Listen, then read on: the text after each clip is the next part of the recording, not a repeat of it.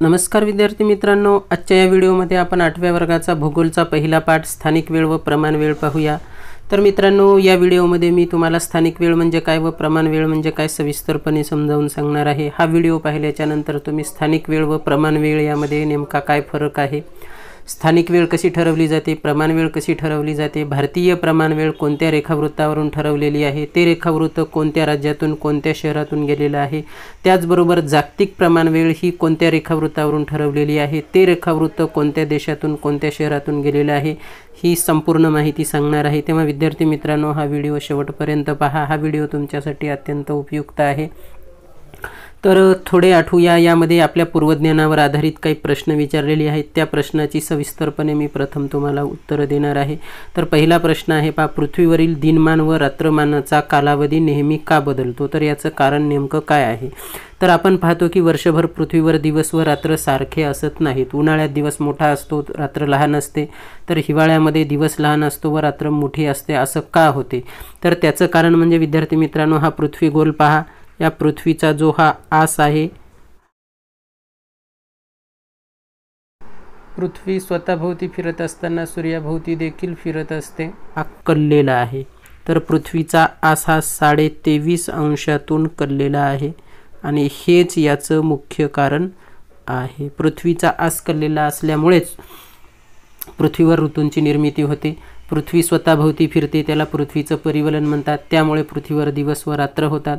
पृथ्वी ही स्वतःभोवती फिरत असतानाच ती सूर्याभोवती सुद्धा फिरते आणि त्यामुळेच सूर्याभोवती पृथ्वीचे फिरणे म्हणजेच पृथ्वीचे परिभ्रमण व पृथ्वीचा कललेला आस यामुळे पृथ्वीवर ऋतू निर्मिती होते व दिनमान व रात्रमानाचा कालावधी सातत्यानं बदलत असतो। तर दुसरा प्रश्न या ठिकाणी आहे पहा, जगाच्या नकाशात प्रत्येकी 1 अंश अंतराने काढलेली रेखावृत्तांची एकूण संख्या किती असते? तर पृथ्वीवर एकूण रेखावृत्तांची संख्या किती आहे ते समजण्यासाठी विद्यार्थी मित्रांनो आपण हा व्हिडिओ पाहूया। तर प्रथम रेखावृत्त म्हणजे काय या आकृतीवरून तुम्हाला समजेल। तर ही पृथ्वी गोलाची आकृती आहे। हे वर U लिहिलेलं आहे, हा आहे पृथ्वीचा उत्तर ध्रुव म्हणजे हा पॉईंट। त्यानंतर खाली द लिहिलेला आहे, हा पॉईंट आहे पृथ्वीचा दक्षिण ध्रुव। तर पृथ्वीच्या बरोबर मध्यामधून गेलेली म्हणजे उत्तर व दक्षिण ध्रुवाला जोडणारी ही जी बरोबर मध्यभागून गेलेली रेषा आहे अर्धवर्तुळाकृती, याला म्हटलं जाते मूळ रेखावृत्त। तर या पृथ्वीच्या गोलामध्ये पहा, हे सरळ मधून गेलेलं आहे, हे आहे मूळ रेखावृत्त। तर हे सर्व रेखावृत्त हे अर्धवर्तुळाकृती असतात। मूळ रेखावृत्तालाच 0 अंश रेखावृत्त असं सुद्धा म्हटलं जाते। तर पृथ्वीवर एकूण रेखावृत्तांची जी संख्या आहे ती आहे 360, लक्षात ठेवायचं आहे। म्हणजे जगाच्या नकाशात प्रत्येकी 1 अंश अंतराने काढलेली रेखावृत्तांची एकूण संख्या आहे 360। आता पाहूया आपण दुसरा प्रश्न, सूर्याचे पूर्वेकडून पश्चिमेकडे जाताना दिसणे हा कशाचा परिणाम आहे? तर सूर्याचं पूर्वेकडून पश्चिमेकडे जाणं हे जे आपल्याला दिसते याचा परिणाम म्हणजे पृथ्वीचं परिवलन आहे, पृथ्वीचं स्वतःभोवती फिरणे आहे। तर पृथ्वी ही अशा पद्धतीनं पहा, पश्चिमेकडून पूर्वेकडे स्वतःभोवती फिरत असते। पहा, या ठिकाणी या व्हिडिओमध्ये आपल्याला पृथ्वी ही स्वतःभोवती पश्चिमेकडून पूर्वेकडे फिरत असताना दिसत आहे आणि त्यामुळेच आपल्याला सूर्य हा पूर्वेकडून पश्चिमेकडे जात असताना दिसतो। हा केवळ भास असतो,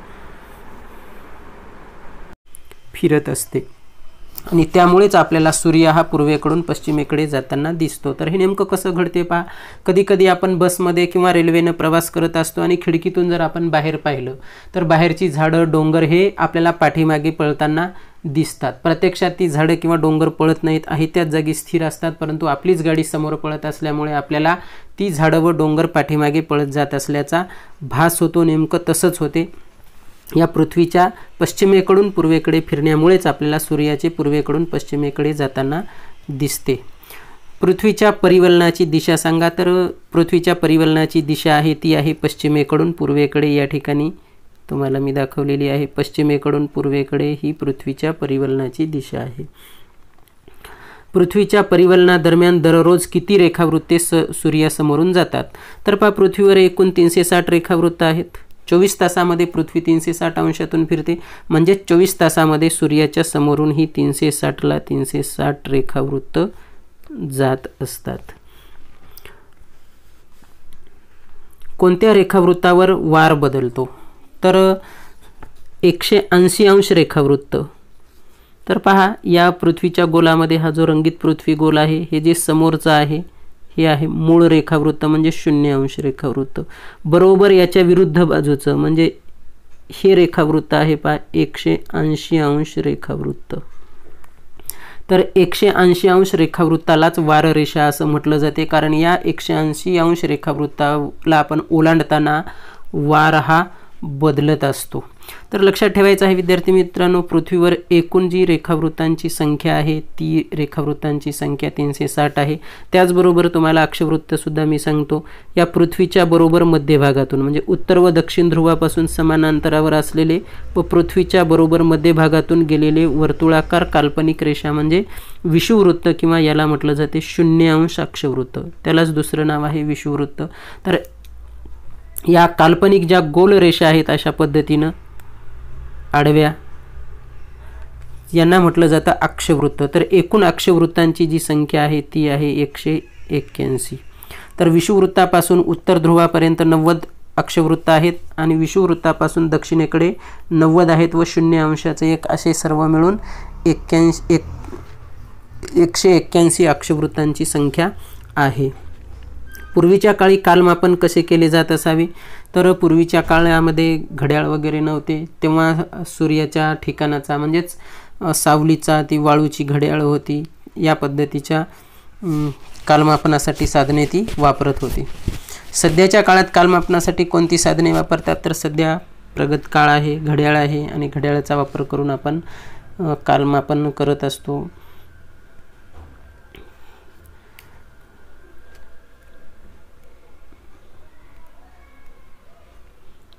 दिनमान व रात्रमान. तर विद्यार्थी मित्रांनो, दिनमान कशाला म्हणायचं आहे? तर या ठिकाणी पहा, या आकृतीमध्ये पृथ्वीचं परिवलन दिसते आहे. पहा, जेव्हा या ठिकाणी हा जो बिंदू लाल रंगाचा दिसतो आहे या बाणानं दाखवलेला, या ठिकाणी सूर्योदय होतो. म्हणजे जे रेखावृत्त ह्या सूर्याच्या समोर येऊ लागत असते तेव्हा तिथं हा सूर्योदय होतो. सूर्योदयापासून हा सूर्यास्तापर्यंतचा जो कालावधी आहे, हा एवढा कालावधी, याला म्हटलं जाते दिनमान. लक्षात ठेवायचं आहे, सूर्योदयापासून सूर्यास्तापर्यंतचा कालावधी म्हणजे दिनमान. आणि त्यानंतर रात्रमान कशाला म्हणायचं आहे? सूर्यास्तापासून सूर्योदयापर्यंतचा कालावधी हा जो आहे याला म्हटलं जाते रात्रमान. स्थानिक वेळ. तर स्थानिक वेळ व प्रमाण वेळ. आपल्याला पहिल्यांदा प्रथम स्थानिक वेळ पाहायची आहे. स्थानिक वेळ कशाला म्हणत असतात? तर पृथ्वी ही स्वतःभोवती फिरते. पृथ्वीवर एकूण आपण उभ्या ज्या रेषा आहेत, एकूण जे रेखावृत्त आहेत ते 360 कल्पिलेले आहेत. तर जे रेखावृत्त सूर्याच्या बरोबर समोर येते त्या रेखावृत्तावर दुपारचे 12 वाजलेले आहेत असं गृहीत धरलं जाते. तर सूर्य बरोबर ज्या रेखावृत्तावर डोक्यावर दिसतो किंवा बरोबर जे रेखावृत्त सूर्याच्या समोर येते त्या वेळेला दुपारचे 12 वाजले असं म्हटलं जाते आणि ती वेळ म्हणजे त्या रेखावृत्तावरची आहे स्थानिक वेळ. स्थानिक वेळ ही एका विशिष्ट प्रदेशापुरती मर्यादित असते. तर जे रेखावृत्त बरोबर सूर्याच्या समोर येते त्या वेळेला त्या रेखावृत्तावर 12 वाजले, दुपारचे 12 वाजले असं गृहीत धरलं जाते. त्या वेळेला म्हटलं जाते स्थानिक वेळ. तर प्रत्येक रेखावृत्तावरची स्थानिक वेळ ही वेगवेगळी असते. लक्षात ठेवायचं आहे विद्यार्थी मित्रांनो. स्थानिक वेळ म्हणजे जेव्हा एखादं रेखावृत्त बरोबर सूर्याच्या समोर येते तेव्हा त्या रेखावृत्तावर 12 वाजले असं गृहीत धरलं जाते. त्या वेळेला त्या रेखावृत्तावरची स्थानिक वेळ असं म्हटलं जाते. हे नेहमी लक्षात ठेवा. पृथ्वीला एक परिवलन म्हणजे 360 अंश पूर्ण करण्यासाठी सुमारे 24 तास लागतात. तर 24 तासामध्ये पृथ्वी स्वतःचं एक परिवलन पूर्ण करते, म्हणजेच पृथ्वी ही 360 अंशातून स्वतःभोवती फिरते. पृथ्वी एका तासाला 360 अंश भागिले 24 तास म्हणजे 15 अंश स्वतःभोवती फिरते.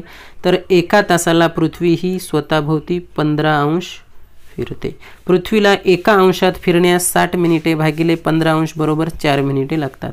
हे 4 मिनिटांमध्ये पृथ्वी 1 अंश स्वतःभोवती फिरते.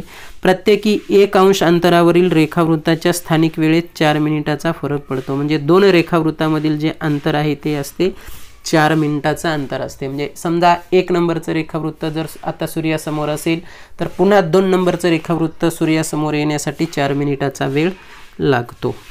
तर या माहितीचा उपयोग आपल्याला स्थानिक वेळ काढण्यासाठी होणार आहे, ते आपण पुढे पाहूया. उदाहरण 1 आहे पहा या ठिकाणी. इराणमधील मशाद हे शहर साधारणपणे 60 अंश पूर्व रेखावृत्तावर आहे. जेव्हा ग्रीनिचला दुपारचे 12 वाजले असतील तेव्हा मशाद या शहराची स्थानिक वेळ सांगा. तर आता पाहिलेल्या माहितीच्या आधारावरून आपण स्थानिक वेळ सांगू शकतो. कशी काढायची पहा. विधान. मूळ रेखावृत्ताच्या पूर्वेकडे प्रत्येक रेखावृत्तावर स्थानिक वेळ 4 मिनिटांनी वाढते. तर मूळ रेखावृत्तापासून जेव्हा आपण पूर्वेकडे जाऊ तेव्हा प्रत्येक रेखावृत्ताच्या दरम्यान 4-4 मिनिटांनी वेळ ही वाढत जाते, लक्षात ठेवायचं आहे. ग्रीनिच व मशाद या ठिकाणांच्या रेखावृत्तातील फरक. तर पहा, ग्रीनिच हे जे शहर आहे ते मूळ रेखावृत्तावर आहे, म्हणजे 0 अंश रेखावृत्तावर ग्रीनिच हे शहर आहे आणि ग्रीनिच या शहरावरूनच जागतिक प्रमाणवेळ ठरवलेली आहे. तर जागतिक प्रमाणवेळ ही 0 अंश रेखावृत्तावरून म्हणजेच मूळ रेखावृत्तावरून ठरवलेली आहे आणि हेच मूळ रेखावृत्त इंग्लंडमधील लंडन जवळील ग्रीनिच या शहरातून हे गेलेलं आहे. आणि ज्यावेळी हे मूळ रेखावृत्त सूर्यासमोर येते त्यावेळी तिथं 12 वाजले असं गृहीत धरलं जाते आणि या ग्रीनिच रेखावृत्तावरचीच जी वेळ आहे ती जागतिक प्रमाणवेळ म्हणून गृहीत धरली जाते. त्याला आपण GMT असं म्हणत असतो. ग्रीनिच मीन्स टाईम, GMT असं म्हटलं जाते. तर पहा, या इराणमध्ये जे मसाद शहर आहे ते 60 अंश पूर्व रेखावृत्तावर आहे आणि ग्रीनिचला जेव्हा दुपारचे 12 वाजले असतील तेव्हा मशाद या शहराची स्थानिक वेळ सांगा म्हणते. तर आपण जर अंतर काढलं, ग्रीनिच व मशाद या ठिकाणाच्या रेखावृत्तातील फरक काढला तर तो 60 अंशाचा येतो, कारण ग्रीनिच हे 0 अंशावर आहे आणि हे 60 अंशावर आहे, म्हणजे 60चा फरक आहे. एकूण वेळेतील फरक, तर 2 रेखावृत्तामध्ये 4 मिनिटाचा फरक आहे, म्हणजे 60 रेखावृत्तामध्ये एकूण 240 मिनिटाचा फरक येईल. 240 मिनिटाचा म्हणजे किती तासाचा फरक येतो? 60 मिनिटाचा 1 तास होतो, म्हणून 240 मिनिटाला आपण 60 मिनिटानं भागितलं तर एकूण तासामध्ये वेळ निघतो, तो निघतो 4 तास. आणि आता पाहायचं आहे आपण, इराणमधील मशाद हे शहर साधारणपणे 60 अंश पूर्वेला आहे. हे ग्रीनिच शहराच्या पूर्व दिशेला आहे, पूर्वेकडच्या रेखावृत्तावर आहे. म्हणजे मशाद येथे काय झालेलं असणार आहे आणि पूर्वेकडे वेळ ही पुढे असते, लक्षात ठेवायचं आहे. म्हणजे मशाद येथे 12च्या पुढे 4, म्हणजेच या ठिकाणी दुपारनंतरचे, म्हणजेच त्याला आपण सायंकाळचे पण म्हणू शकतो, मध्यान्होत्तर म्हणू शकतो. सायंकाळचे 4 वाजलेले असतील, म्हणजे दुपारनंतरचे 4 वाजलेले असतील. कुठं? मशाद या शहरामध्ये. आता पाहूया आपण पुढील उदाहरण विद्यार्थी मित्रांनो.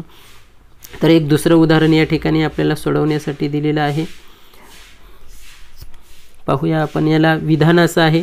उदाहरण. ब्राझील देशातील मॅनॉस हे शहर 60 अंश पश्चिम रेखावृत्तावर आहे. ग्रीनिच येथे मध्यान्हीचे 12 वाजले असता मॅनॉस येथील स्थानिक वेळ काढा. तर विधान या ठिकाणी आपण काय करू शकणार आहोत पहा. तर जसं सुरुवातीला या ठिकाणी आपण विधान केलेलं होतं, मूळ रेखावृत्ताच्या पूर्वेकडे वेळ वाढत जाते, तर या ठिकाणी विधान होईल मूळ रेखावृत्ताच्या पश्चिमेकडे वेळ पाठीमागे असते. हे या ठिकाणी आपल्याला इथं लिहावं लागेल. मूळ रेखावृत्ताच्या पश्चिमेकडे वेळ काय असतो? कमी होत जातो, म्हणजेच पाठीमागे जातो. हे आपलं या ठिकाणी होईल विधान. ग्रीनविच व मॅनॉस या ठिकाणच्या रेखावृत्तातील फरक किती आहे? तर हे 60 अंश पश्चिमेला आहे, म्हणजे 60 अंशाचा फरक आहे. या ठिकाणी लिहूया 60 अंशाचा फरक. एकूण वेळेतील फरक किती होईल मग? हे 60 अंश गुणिले प्रत्येक रेखावृत्तामध्ये 2 रेखावृत्तात 4 मिनिटाचा आहे, 60 गुणिले 4 करावे लागेल.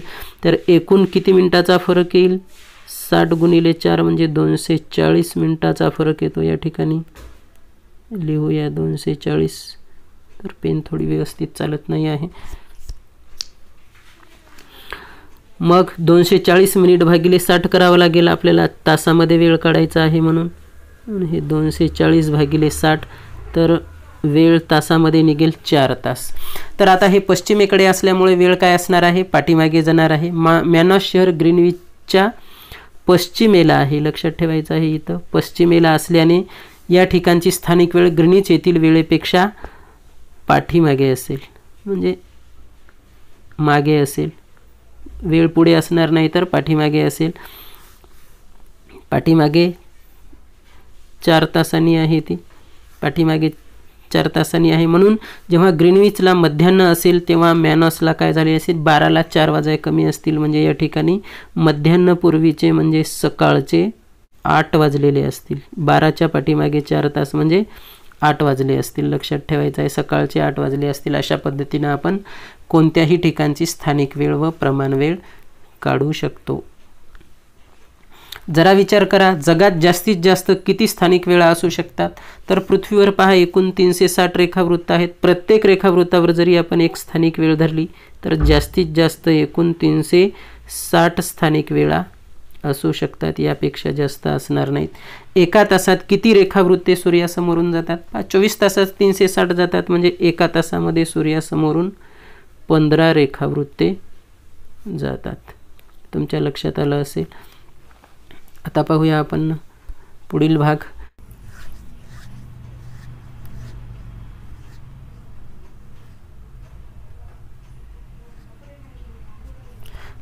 मध्यरात्रीपासून मध्यान्हपर्यंत. तर पहा विद्यार्थी मित्रांनो, पृथ्वीवरील एखाद्या ठिकाणी सूर्य जेव्हा डोक्यावर येतो तेव्हा त्या ठिकाणी मध्यान्ह झालेली असते. मध्यरात्रीपासून मध्यान्हापर्यंतची वेळ इंग्रजीत सांगताना अंकापुढे AM असे लिहितात. रात्रीच्या 12 वाजल्यापासून दुपारचे 12 वाजेपर्यंतचा हा जो कालावधी आहे, याच्या दरम्यान जी वेळ आहे ती इंग्लिशमध्ये सांगताना AM लिहितात. समजा सकाळचे 8 वाजले असतील तर आपल्याला 8 AM असं सांगावं लागेल. आणि दुपारच्या 12 पासून रात्रीच्या 12 पर्यंतचे जो वेळ आहे ती सांगताना त्या ठिकाणी इंग्रजीमध्ये सांगताना PM लिहितात. आपल्याला जर रात्रीचे 8 वाजले असं सांगायचं असेल तर 8 PM असं सांगावं लागेल. तर AM म्हणजे अँटी मेरिडियन आणि PM म्हणजे पोस्ट मेरिडियन, याचं असं फुल फॉर्म आहे. हे मध्यान्हपूर्वीचे 8, हे मध्यान्हानंतरचे 8, मध्यान्होत्तर 8 लक्षात ठेवायचं आहे.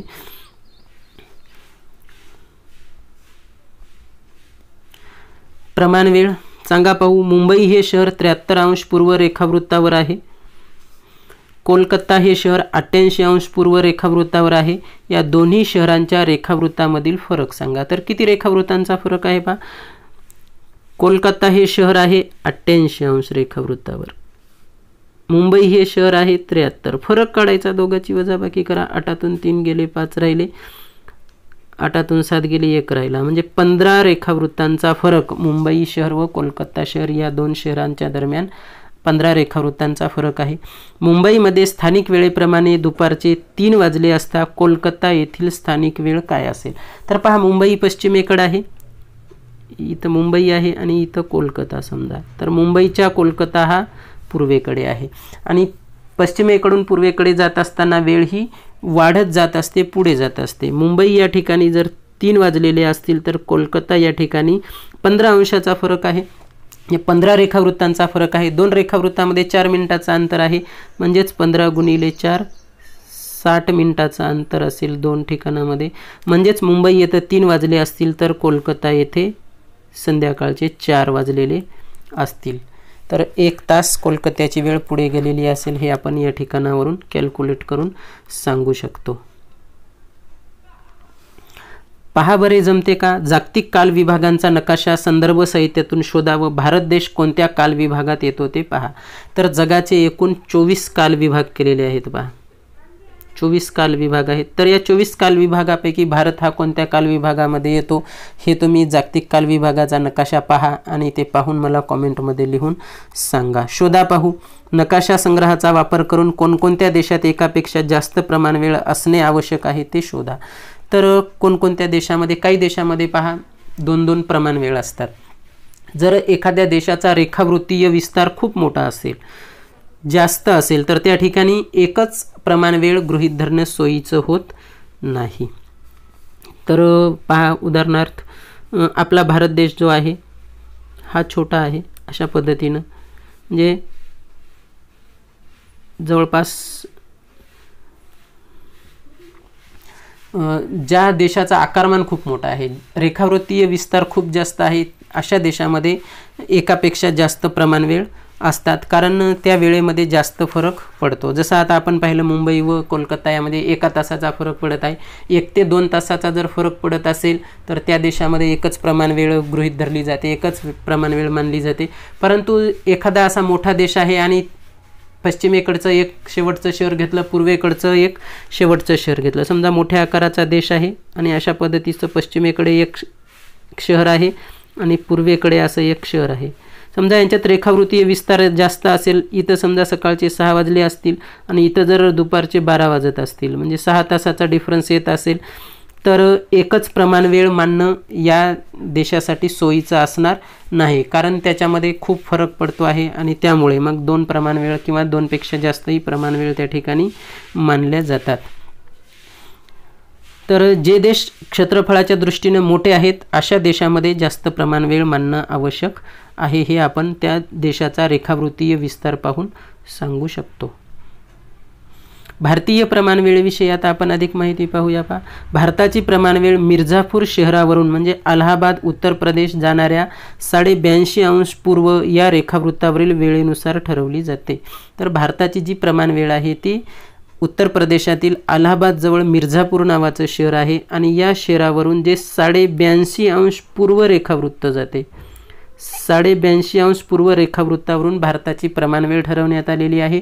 आणि हे रेखावृत्त उत्तर प्रदेशातील अलाहाबाद जवळील मिर्झापूर या ठिकाणावरून जाते आणि त्या ठिकाणी जेव्हा दुपारचे 12 वाजलेले आहेत तेव्हा आपल्या संपूर्ण भारत देशामध्ये 12 वाजलेले आहेत असे गृहीत धरले जाते. याला आपण आपल्या भारताची प्रमाणवेळ असं म्हणतो. हे रेखावृत्त भारताच्या रेखावृत्तीय विस्ताराच्या संदर्भाने देशाच्या मध्यभागी आहे.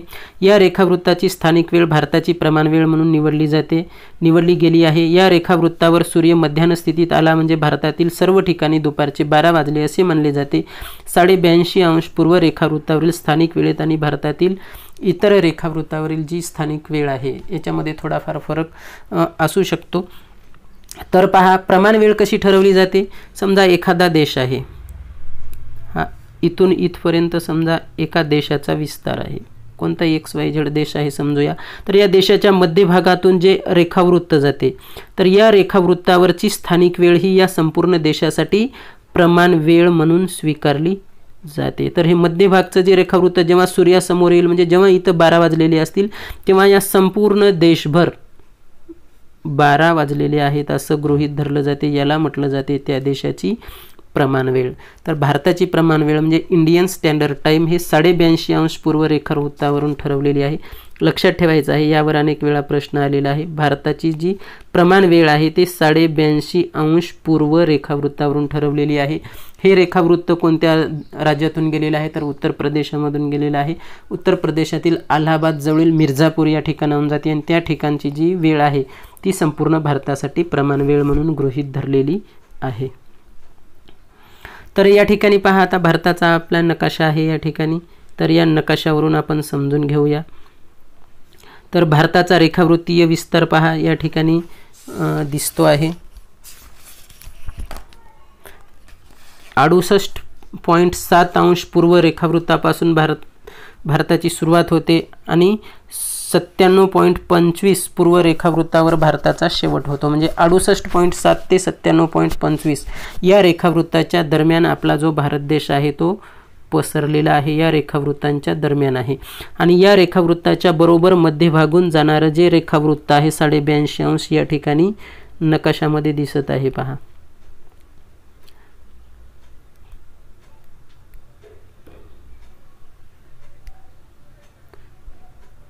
तर 82.5 पूर्व रेखावृत्त हे आहे, हे दिसते लाल रेषेनं, हे आहे 82.5 पूर्व रेखावृत्त. तर हे मिर्झापूर या ठिकाणी आहे इथं. तर या ठिकाणाहून गेलेलं आहे आणि त्यावरून आपल्या भारताची प्रमाणवेळ ठरवलेली आहे. तर भारताच्या हे मध्यभागातून गेलेलं आहे. या 82.5 रेखावृत्तापासून इकडं पश्चिमेकडे पण तेवढाच आपला भारत देश पसरलेला आहे आणि यापासून इकडं पूर्वेला पण तेवढंच अंतर भारत देश पसरले आहे. म्हणजे भारताच्या मध्यभागातून जे रेखावृत्त गेलेलं आहे 82.5 त्यावरून भारताची प्रमाणवेळ ठरवण्यात आलेली आहे. समजा भारताचा विस्तार जर मोठा असता असा तर किती रेखावृत्ताच्या दरम्यान पसरलेला आहे भारत पहा. आपण वजाबाकी करून कॅल्क्युलेशन कडून काढू शकतो. तर पहा 97 - 68 म्हणजे 17तून 8 गेले 9 राहिले, 8तून 6 गेले 2, म्हणजे 29 फक्त रेखावृत्ताच्या दरम्यानच भारत पसरलेला आहे. समजा भारताचा क्षेत्रफळ जास्त असतं, समजा भारत हा जर 60 रेखावृत्ताच्या दरम्यान पसरला असता तर एकच प्रमाण वेळ मानणं सोयीचं झालेलं नसतं, कारण देशातल्या वेगवेगळ्या शहरामध्ये फरक पडलेला असता वेळामध्ये, मग आपल्याला 2 वेळा या प्रमाण वेळा गृहीत धराव्या लागल्या असत्या. जागतिक प्रमाणवेळ. जागतिक व्यवहारासाठी जागतिक प्रमाणवेळ 0° रेखावृत्त म्हणून इंग्लंडमधील ग्रीनिच येथील स्थानिक वेळ GMT ग्रीनविच मीन्स टाईम विचारात घेतली जाते. इतर देशांच्या प्रमाणवेळातील फरक ग्रीनिच वेळेच्या संदर्भाने सांगितला जातो. भारताची प्रमाणवेळ ही ग्रीनिच येथील वेळेपेक्षा 5 तास 30 मिनिटांनी पुढे आहे. ग्रीनिच येथे संध्याकाळचे 5 वाजले असतील तर भारतात रात्रीचे 10:30 वाजलेले असतात. तर जी जागतिक प्रमाणवेळ आहे ती 0° रेखावृत्त म्हणजेच या मूळ रेखावृत्तावरून ठरवलेली आहे. जे मूळ रेखावृत्त पृथ्वीच्या बरोबर मध्यभागातून गेलेलं आहे. समजा ही जर आपली पृथ्वी आहे तर पृथ्वीच्या बरोबर मध्यभागातून हे जे रेखावृत्त गेलेलं आहे यालाच 0° रेखावृत्त किंवाच याला दुसरं नाव आहे मूळ रेखावृत्त असं म्हटलं जाते. तर या मूळ रेखावृत्तावरून जागतिक प्रमाणवेळ निश्चित करण्यात आलेली आहे. जेव्हा हे मूळ रेखावृत्त सूर्याच्या समोर येते तेव्हा इथं 12 वाजले असं गृहीत धरलं जाते. आणि हे मूळ रेखावृत्त इंग्लंडमधील लंडन शहराजवळील ग्रीनिच या शहरातून जाते. जेव्हा या ग्रीनिचमध्ये 12 वाजले जातात तेव्हा संपूर्ण जगात 12 वाजले असं गृहीत धरलं जाते. तर ही आहे जागतिक प्रमाणवेळ. तर लक्षात काय ठेवायचं यामध्ये, जागतिक प्रमाणवेळ कोणत्या रेखावृत्तावरून ठरवलेली आहे? मूळ रेखावृत्त म्हणजे 0° रेखावृत्त. 0° रेखावृत्त कोणत्या देशातून कोणत्या शहरातून जाते? तर इंग्लंडमधील लंडन जवळील ग्रीनिच या शहरातून हे रेखावृत्त जाते. तर भारतीय प्रमाणवेळ ही ग्रीनिच प्रमाणवेळेपेक्षा 5.5 तासांनी पुढे आहे, म्हणजे 5 तास आणि 30 मिनिटांनी पुढे आहे. समजा ग्रीनिच येथे जर 12 वाजले असतील, दुपारचे 12 वाजले असतील, तर भारतामध्ये तेव्हा 5:30 झालेले असतील, म्हणजे 5.5 तास आपली वेळ ही ग्रीनिच वेळेपेक्षा पुढे आहे. हे विद्यार्थी मित्रांनो तुम्ही कन्फर्म लक्षामध्ये ठेवायचं आहे. माहीत आहे का तुम्हाला, अमेरिकेची संयुक्त संस्थाने या देशातील national institute of standards and technology या संस्थेने अचूक वेळ दर्शवणारे घड्याळ विकसित केले आहे. या घड्याळात वेळेची दुरुस्ती, वाढ किंवा घट ही फक्त 1 सेकंदाची करावी लागते, ती देखील 20 कोटी वर्षातून एकदा. म्हणजे एवढं अचूक हे काय आहे, वेळ आहे, घड्याळ बनवलेलं आहे. तर हे कोण बनवलेलं आहे? अमेरिकेची संयुक्त संस्थाने या देशामध्ये national institute of standards and technology, ज्याला निस्ट म्हणतो, यांनी हे अचूक घड्याळ बनवलेलं आहे. 20 कोटी वर्षात 1 सेकंदाची त्याच्यात दुरुस्ती करावी लागू शकते. भारतातील वेळेच्या अचूकतेसंदर्भातील सेवा नॅशनल फिजिकल लॅबोरेटरी नवी दिल्ली ही संस्था पुरवते. तर भारतात वेळेच्या अचूकतेसंदर्भातली सेवा पुरवणारी संस्था नवी दिल्ली येत आहे आणि त्या संस्थेचं नाव आहे नॅशनल फिजिकल लॅबोरेटरी. या ठिकाणी वापरात असणाऱ्या घड्याळात वेळेतील अंतर हे सेकंदाच्या 1 लाखापर्यंतचा भाग अचूकता राखते. अंतराळ संशोधन, कृत्रिम उपग्रह प्रक्षेपण इत्यादी कामात वेळेची अचूकता लागते, तेथे ही घड्याळे वापरली जातात. त्यानंतर माहीत आहे का तुम्हाला, याच्यावर सुद्धा कधी कधी प्रश्न विचारले जातात, त्याच्यातील जंतर मंतर महत्त्वाचं आहे पहा. जंतर मंतर खगोलशास्त्रीय वेधशाळा राजस्थानमधील जयपूरचे महाराजा सवाई जयसिंग द्वितीय हे खगोलशास्त्रज्ञ, गणित तज्ज्ञ आणि वास्तुविशारद होते. त्यांनी 18व्या शतकात उज्जैन, वाराणसी, जयपूर, दिल्ली आणि मथुरा या 5 ठिकाणी जंतर मंतर खगोलीय वेधशाळा बांधले. आज मथुरा येथील जंतर मंतर अस्तित्वात नाही, परंतु उर्वरित 4ही ठिकाणी असलेल्या वेधशाळांना आपण भेट देऊ शकतो. आजही जंतर मंतरमध्ये सावलीद्वारे सेकंदापर्यंत अगदी अचूक वेळ मिळते. जंतर मंतर केवळ सूर्याच्या प्रकाशामुळे पडणाऱ्या सावलीवरून वेळ दाखविणारे घड्याळ नव्हे, तर त्या खगोलशास्त्रीय वेधशाळा आहेत. या ठिकाणावरून खगोलांच्या निरीक्षणाची सोयही उत्तम आहे. जंतर मंतरमधील यंत्राच्या सहाय्याने आजही खगोलीय वेध घेणे शक्य आहे. अत्याधुनिक उपकरणांचा शोध लागल्यानंतर आता मात्र ही यंत्रे सांस्कृतिक वारसा म्हणूनच महत्त्वाची ठरली आहेत. तर यावर प्रश्न असा विचारला जाऊ शकतो की जंतर मंतर खालीलपैकी कोण्या ठिकाणी नाही? तर 5 ठिकाणी. या ठिकाणी दुसरा जयपूरचे जे महाराजा होते सवाई जयसिंग यांनी बांधलेले होते, लक्षात ठेवायचं आहे. आणि आता मथुरा येथील फक्त बंद आहे आणि उर्वरित 4 ठिकाणी आजही हे जंतर मंतर वेधशाळा पाहायला मिळतात आपल्याला। तर प्रश्न 5वा आहे पहा, खालीलपैकी वेगवेगळ्या स्थिती क या ठिकाणी कोणकोणत्या आकृतीत दिसून येतात ते आकृती खालील चौकटीत लिहा। तर ही आकृती पाहून आपल्याला सूर्योदय कोण्या ठिकाणी होतो आहे, मध्यरात्र कुठे आहे, मध्यान्ह कुठे आहे आणि सूर्यास्त कुठे आहे ते आपल्याला सांगायचं आहे। तर पहा ही जी 1 नंबरची आकृती आहे क या ठिकाणी पहा, या ठिकाणी दिसतो आहे हा डॉट क, पहा मी त्याला अंडरलाईन करतो, क या ठिकाणी डॉट आहे आणि या ठिकाणी आहे बरोबर मध्यरात्र।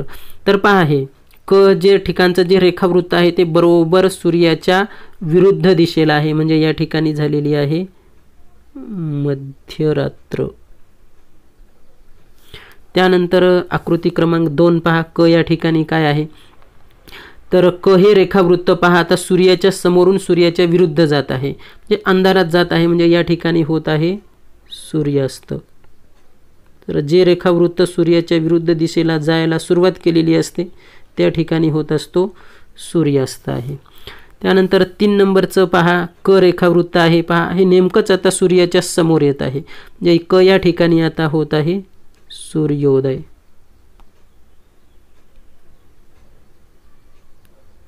आणि 4 नंबरच्या आकृतीमध्ये पहा, क बिंदू बरोबर सूर्याच्या समोर आहे, म्हणजे या ठिकाणी दुपारचे 12 वाजलेले आहेत, म्हणजे इथं झालेली आहे मध्यान्ह। तर विद्यार्थी मित्रांनो, तुम्हाला हा व्हिडिओ आवडला असेल तर व्हिडिओला लाईक करा, चॅनलवर नवीन असाल तर चॅनलला सबस्क्राईब करून बाजूच्या घंटीला क्लिक करून ऑल हा पर्याय निवडा, तर मी अपलोड केलेल्या प्रत्येक व्हिडिओचे तुम्हाला नोटिफिकेशन मिळेल।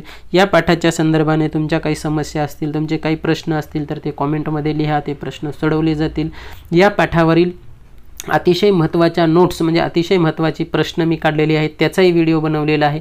तो व्हिडिओ तुम्ही पाहिला नसेल तर या व्हिडिओच्या खाली डिस्क्रिप्शनमध्ये मी त्या व्हिडिओची लिंक देतो। हा व्हिडिओ पाहिल्यानंतर तुम्ही तो प्रश्नोत्तराचा व्हिडिओ पहा, म्हणजे हा संपूर्ण पाठ तुमचा पाठ होऊन जाईल, तुम्हाला समजून जाईल, तुमच्या लक्षामध्ये येईल। हा व्हिडिओ शेवटपर्यंत पाहिल्याबद्दल धन्यवाद। पुन्हा भेटूया आपण पुढील व्हिडिओमध्ये पुढील पाठाचे प्रश्न घेऊन, तोपर्यंत नमस्कार।